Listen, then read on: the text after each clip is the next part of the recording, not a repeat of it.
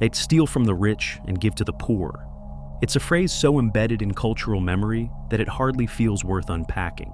Yet, behind this simple expression lies one of the most enduring moral paradoxes in all of Western folklore: the philosophy of Robin Hood. For hundreds of years, stories of this green-clad outlaw have been retold, reshaped, and romanticized. From medieval ballads to modern cinema, Robin Hood's legend persists not just because it entertains, but because it challenges something essential about justice itself. On the surface, the idea seems clear enough. Robin Hood robs the wealthy and redistributes their riches to those who need them most. It's the classic tale of resistance against tyranny, of fairness against greed. But beneath that, this mythology touches deeper questions. What does it mean to be good in a corrupt world? Can morality justify crime? And in an unjust system, is breaking the law sometimes the most ethical thing one can do? These questions, simple yet profound, make Robin Hood more than a heroic figure. They make him a philosophical problem. To begin answering them, we have to understand the context that made Robin Hood's story possible, the social, political, and moral landscape that shaped his legend. Because to examine the philosophy of Robin Hood, we must first ask, who was he really? What world did he inhabit? And perhaps most importantly, was he right? To grasp the ethics of Robin Hood, we need to start with the world he was imagined in. The England of his tales is a kingdom fractured, a land divided between the privileged few and the struggling many. The rightful king, Richard the Lionheart, is away on crusade, and in his absence, power has fallen into the hands of his corrupt brother, Prince John. The rich grow richer through unjust taxation, while the poor are punished simply for trying to survive. This, then, is the philosophical setting of Robin Hood's story, a society where law and justice are no longer aligned. In this imbalance, Robin Hood takes action, not by appealing to kings or institutions, but by acting directly. He seizes from those who have gained through corruption and gives to those who have been denied by it. On the surface, it looks like simple redistribution, the fantasy of fairness, but in truth, his actions occupy a stranger, more complicated moral space. Philosopher Jeppe von Platz describes this distinction through the lens of distributive versus corrective justice. Distributive justice asks how wealth, power, and resources should be fairly shared within a community, how the cake, so to speak, should be divided. Corrective justice, on the other hand, deals with what happens when that fairness breaks down, how to repair a wrong, not by rebuilding the system, but by directly counteracting its effects. Robin Hood doesn't reform laws or change the throne.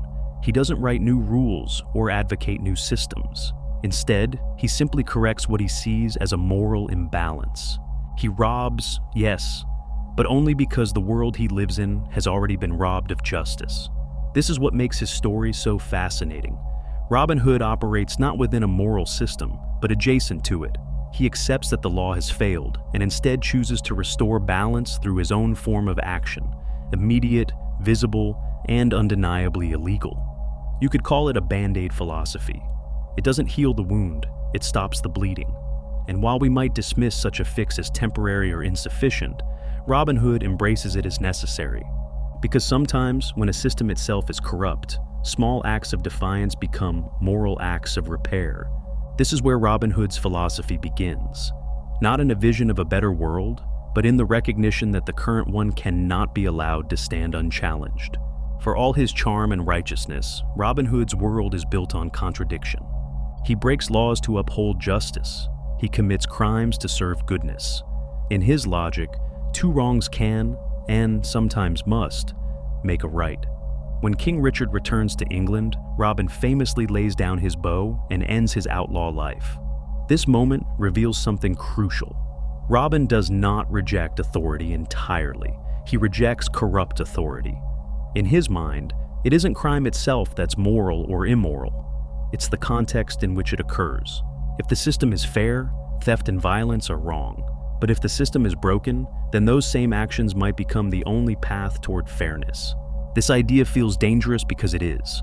It suggests that morality can't exist apart from circumstance, that good and evil are not absolute categories, but shifting reflections of justice and power. And yet, Robin's reasoning is hardly foreign to us. Even today, people argue that some laws are unjust, some authorities undeserving of obedience. His banditry, then, becomes an act of correction, not revolution, but response. Von Platz's analysis goes further. Robin Hood's actions don't simply redistribute wealth, they address the visible consequences of inequality. He isn't interested in the grand theories of governance or long-term economic reform. He's interested in the immediate suffering of those around him. He treats the wound, even if he can't cure the disease. Critics might call this naive. After all, if the cause of injustice remains untouched, the problem returns. But Robin Hood would likely respond, injustice doesn't wait for theory. If people are starving, you feed them. If a system is broken, you resist it. Morality, in his view, is measured not by intention or legality, but by the relief of suffering. Here, his philosophy mirrors something utilitarian, a belief that actions are right when they increase happiness and reduce harm. Robin Hood doesn't seek purity of action, he seeks purity of effect. Theft, violence, deception, these are tools, not creeds. And though imperfect, they serve a greater end, the restoration of dignity to the powerless. It is this embrace of moral ambiguity, this willingness to get his hands dirty for the sake of justice, that transforms Robin Hood from a simple folk hero into a philosophical figure. He does not wait for goodness to be legal, he makes it so. To truly understand Robin Hood's morality, we must examine not his actions, but his reasoning. Because in his world, good and evil are not judged by the deed itself, but by what the deed creates. This brings us to utilitarianism, the philosophical idea that the moral worth of an action depends entirely on its consequences. An act is right if it produces the greatest happiness for the greatest number of people. Robin Hood's behavior fits this view almost perfectly. He believes that by stealing from the rich, those who hoard and waste, and redistributing to the poor, those who suffer and starve, he creates more overall well-being. The act of theft, condemned by law and religion alike, becomes justified by the net outcome it achieves. For Robin, morality is not written in commandments or codes. It's written in the lives improved by his defiance. Philosopher Stephen Nathanson once described utilitarianism as a moral system that rejects rules born from tradition or authority. Instead, it demands that we measure goodness through tangible results. The lessening of suffering, the expansion of happiness, the betterment of life itself. By this measure, Robin Hood is not simply a thief, he is an ethicist in motion. Yet, utilitarianism has always walked a thin and dangerous line. If outcomes alone define morality, then almost any act, even those we instinctively call evil, could, in theory, be justified. If killing one person could save 100, should it be done? If lying could prevent despair, should honesty still matter? These are the questions that haunt utilitarian ethics, and, by extension, the legend of Robin Hood himself. His philosophy risks collapsing the distinction between right and wrong entirely. If everything depends on circumstance, then morality becomes flexible, even unstable. Still, this is the paradox that defines him. He chooses to live by results, not rules. He measures virtue not by purity, but by effect. And though his actions challenge the social order, his reasoning remains consistent. If his crime produces more justice than obedience would, then crime becomes the moral choice. In this way, Robin Hood stands as both hero and heretic, the outlaw who proves that goodness may sometimes wear the mask of rebellion. The trouble with utilitarian ethics, and with Robin Hood's reasoning, is that once you begin to measure morality by its results, you risk losing sight of morality altogether. If the end always justifies the means, then where does one draw the line? Philosopher Stephen Nathanson illustrated this problem with a series of haunting examples. If a judge could prevent riots by executing an innocent person, should they do it? If a doctor could save 5 patients by sacrificing one healthy stranger, would that be moral? If breaking a promise could bring joy to others, is honesty still a virtue worth keeping? By Robin Hood's standard, perhaps yes. He might argue that those sacrifices, however cruel, still yield more happiness overall. But this is the slippery slope of his logic. If goodness depends entirely on outcomes, then cruelty can wear the disguise of virtue. This framework, noble in intent, begins to erode the foundation of trust upon which society stands. If every person is free to decide what results are good enough to excuse wrongdoing, law and morality collapse into personal convenience. The line between justice and justification disappears. And so Robin Hood's code, while morally inspiring, is also deeply unstable. If he is permitted to steal from the rich, why not from the merely comfortable? If he may harm one to help another, what limits his reach? At what point does resistance become tyranny in another form? Utilitarianism, like Robin's creed, demands a constant moral accounting, a weighing of every action by its potential for good. It is an exhausting, unending responsibility. To live that way would mean questioning every purchase, every comfort, every indulgence, all measured against how much more good that same energy or wealth could accomplish elsewhere. Few people can bear that weight without hypocrisy. And yet, for all its flaws, Robin Hood's philosophy continues to resonate because it asks us to care, to see morality as something active, not abstract. His is an imperfect code, but a deeply human one. Do good where you can, defy injustice when you must, and accept that purity is often impossible in a world already tainted by corruption. The question then is not whether Robin Hood was flawless, but whether his flaws were a necessary part of his virtue. When most people imagine Robin Hood, they see the same image: a man in a deep green cloak, bow in hand, standing beneath the trees of Sherwood Forest.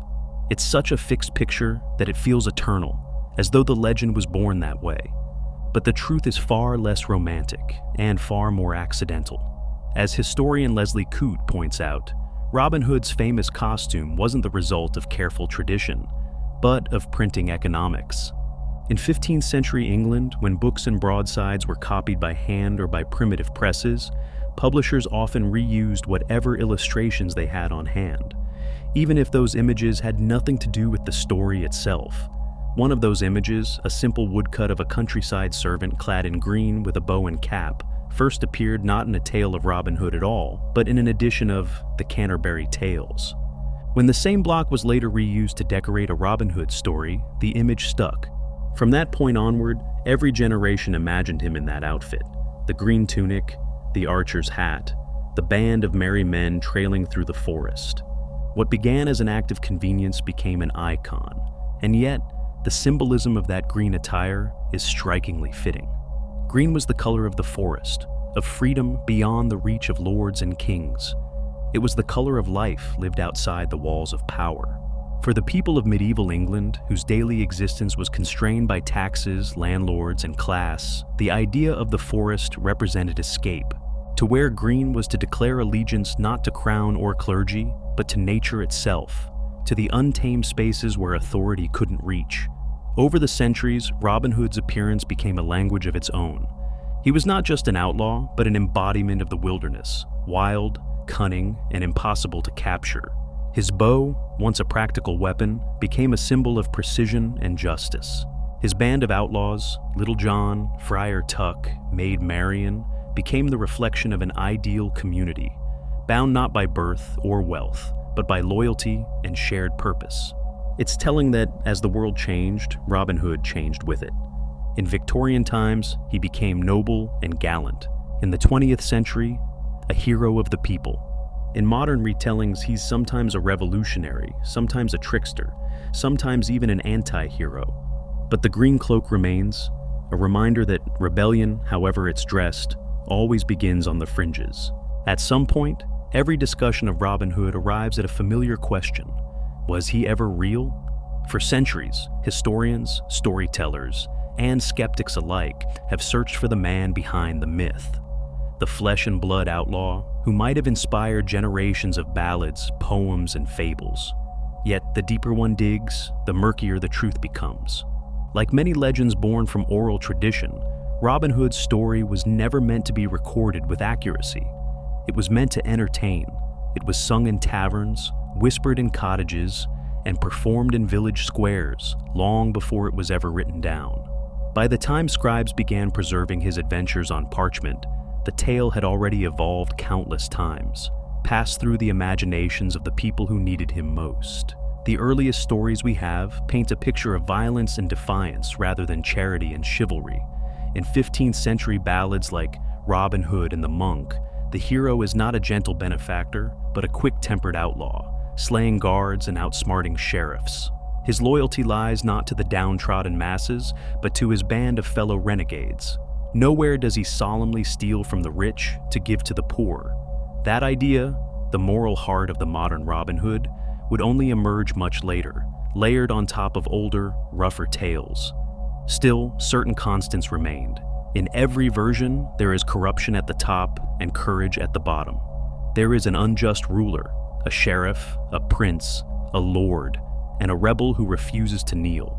The settings shift, Sherwood, Barnesdale, Nottingham, but the moral landscape stays the same, a world divided by power, waiting for someone to tip the scales. Historians like Leslie Coote and Stephen Knight have pointed out that even the name Robin Hood may have been a kind of alias, a label used for nameless criminals in medieval England, much like John Doe today.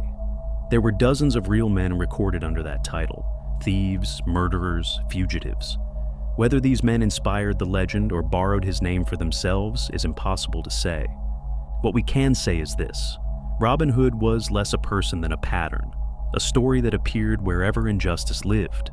Every time a tyrant taxed too much or a sheriff abused his power, the people could imagine a hooded figure in the forest, bow in hand, ready to set things right. That, perhaps, is why the legend endured. It didn't need a single origin. It needed only a truth worth retelling. To understand why the tales of Robin Hood resonated so deeply, we must look beyond Sherwood Forest to the real fields and villages of medieval England. Because while Robin's battles were told in rhyme and legend, the injustices they echoed were very real. By the mid-15th century, England was a land of discontent. Wars abroad had drained its coffers. Plague and famine had scarred its people. The 100 Years' War left soldiers unpaid, wandering the countryside without purpose or loyalty. At home, kings fell into madness, barons feuded, and the crown's taxes pressed harder than ever. For the commoner, the farmer, the craftsman, the peasant, it felt as if the entire weight of the kingdom rested on their shoulders. This was the soil from which Robin Hood's legend grew. He was not just an outlaw, he was an answer, a symbol of rebellion that gave moral shape to the anger simmering across the nation. In Robin's defiance, people saw their own frustrations transformed into heroism. When he poached the king's deer, it wasn't just a crime, it was a statement. The forests, after all, had been taken from the people. They belonged once to anyone who lived near them, places to hunt, gather, and survive. But when the monarchy claimed them as royal preserves, ordinary men were forbidden to set foot among the trees without permission. The land that sustained them had become a crime scene. So when Robin Hood and his band hunted there freely, their poaching became a form of protest, a reclaiming of what had been unjustly taken. The king's deer were, in truth, the people's food. Even Robin's violence reflected this shared resentment. He didn't kill for pleasure, he killed to correct insult, to punish exploitation. His enemies, sheriffs, corrupt clergy, greedy nobles, stood for systems that had betrayed the promise of justice. And so his arrows, poetic as they were, carried the hopes of those who could not fight for themselves. It's no coincidence that during these same years, real uprisings began to spread through England, peasants revolting against taxation, tenants refusing feudal service, townspeople forming militias. In the ballads, these movements found their mythic mirror. Robin Hood gave them a name, a face, and a moral justification. He was the fantasy of fairness in a time when fairness felt impossible, the dream that a single honest rebel could do what kings would not. And perhaps that is why, even centuries later, his story still strikes the same nerve, because deep down, every age needs its outlaw, the one who reminds us that when justice fails, resistance is not only understandable, it's necessary. But maybe the real question isn't whether Robin Hood existed, but whether he had to. His story was never just about a person, it was about a principle, a story so powerful that it refused to stay bound to any one life. He is the everyman rebel, the moral thief, the outlaw saint, a creation not of one author, but of a people who needed to believe that goodness could fight back. And so, while we may never uncover his bones or his bow, we can find traces of Robin Hood wherever inequality and courage meet, in the whispered legends of peasants, the ink of poets, and the ideals of anyone who still believes that justice can live in defiance. Robin Hood, then, may not have been real, but what he stood for always was. In the end, the question of whether Robin Hood truly lived may be less important than why he continues to live within us. His legend has lasted not because of historical precision, but because of philosophical resonance, a mirror held up to our oldest moral instincts. For all its contradictions, the Robin Hood myth speaks to a truth that never ages, that justice, when abandoned by those in power, will always be reclaimed by those who have none. It tells us that fairness isn't merely a law or a structure, but a feeling, an ache that drives the human spirit to act when systems fail. Robin Hood's world is not so distant from ours. The powerful still hoard, the powerless still hunger. The balance between law and goodness remains as fragile as ever. And while few of us draw bows or hide in forests, the same moral dilemma endures. When is defiance righteous? When is rebellion a duty? Perhaps this is why the story refuses to die. Each generation remakes him in its own image, a medieval bandit, a noble knight, a cinematic hero, a political metaphor. Yet beneath every retelling lies the same pulse, the belief that goodness need not be passive, that virtue can, and sometimes must, be radical. Robin Hood's philosophy was never about gold, or arrows, or even kings. It was about the courage to confront imbalance, to steal back humanity from a world that has forgotten it. His methods were flawed, his logic imperfect, his hands far from clean. But maybe that is precisely the point, because morality in practice is rarely pure. It's something wrestled with, lived through, fought for, and sometimes stolen back from the edge of ruin. So perhaps the true legacy of Robin Hood isn't his heroism at all. It's the question he leaves behind. When the world becomes unjust, will you obey its rules or dare to rewrite them?